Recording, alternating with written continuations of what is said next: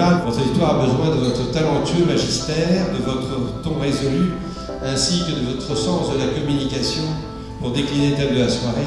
Quels sont les facteurs de transformation de la Poste? Quand vos entreprises rentreront dans le 6e siècle, elles auront de sérieuses questions de transformation à se poser. Nous y sommes. La Poste est la première entreprise à s'être dotée d'une charte data, dans laquelle nous avons repris les engagements traditionnels du serment du postier. Nous assurons la sécurité des informations.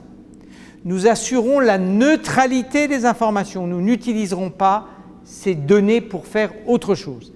Et enfin, nous assurons, grâce à notre très longue histoire et grâce à notre avenir, la pérennité des informations. La baisse des volumes du courrier est inscrite dans l'histoire de la révolution numérique. Cette baisse des volumes du courrier est d'ailleurs le cas dans tous les pays qui nous entourent. Nous pensons que l'avenir du métier des facteurs passe à travers le service. Notre modèle stratégique n'était plus viable. Cette opportunité, elle nous a conduit à nous interroger ce qu'était la poste. Que nous fassions de la banque, que nous fassions du numérique, que nous fassions du colis, nous sommes les spécialistes de la proximité humaine. Comment c'est mon rapport avec les sites d'e-commerce qui sont une incroyable vague de croissance? Piloter la transformation d'un ensemble humain comme la branche service courrier colis, c'est évidemment un défi considérable.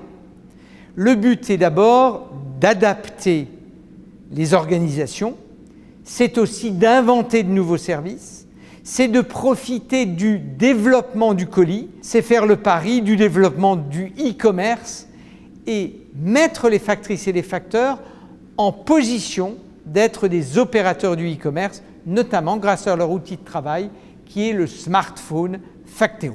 Les e-commerçants représentent aujourd'hui seulement 8% du commerce de détail. Cela montre encore toute la marge de progression qui est la leur. Les personnes âgées ou d'autres personnes isolées ne voient comme seule personne la factrice et les factures. Veillez sur mes parents.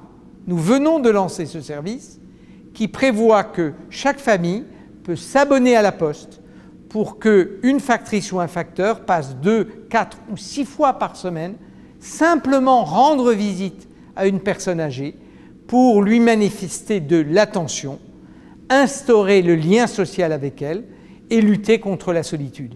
C'est typiquement l'un des nouveaux services du facteur sur lequel nous comptons le plus dans les années à venir.